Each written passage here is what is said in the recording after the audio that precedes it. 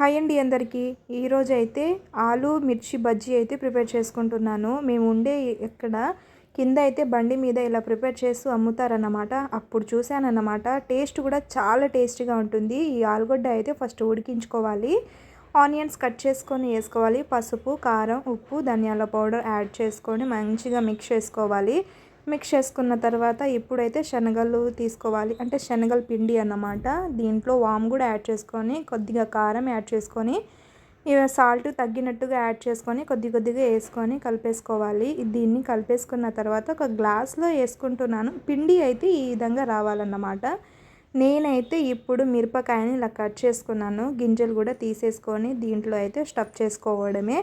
ఇప్పుడు నేనైతే గ్లాస్లో వేసుకొని బజ్జీలు అయితే వేసేసుకుంటున్నాను. టేస్ట్ అయితే చాలా బాగుంటుందబ్బా.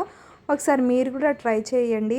నాకైతే చాలా ఇష్టము. మేము ఉండే దగ్గర అయితే భలే అమ్ముతారు. మేమైతే రెగ్యులర్గా తింటాము. అంటే నేను తింటాను, మా హస్బెండ్ తినరన్నమాట. నేనైతే ఈరోజు ఇంట్లో ట్రై చేశాను. సూపర్గా ఉంది. ఒకసారి మీరు కూడా ట్రై చేసేయండి. ఇలా అయితే ఒకసారి తీసేసుకున్న మంచిగా ప్రిపేర్ చేసుకున్న తర్వాత దీన్ని కట్ చేసుకొని ఆనియన్స్ అయితే వేసుకొని తినేసేయడమే. చాలా టేస్టీగా ఉంటుంది. నా ఛానల్ని మీరు కొత్తగా చూసిన వాళ్ళైతే సబ్స్క్రైబ్ చేసుకోండి, లైక్ చేసి షేర్ చేయండి.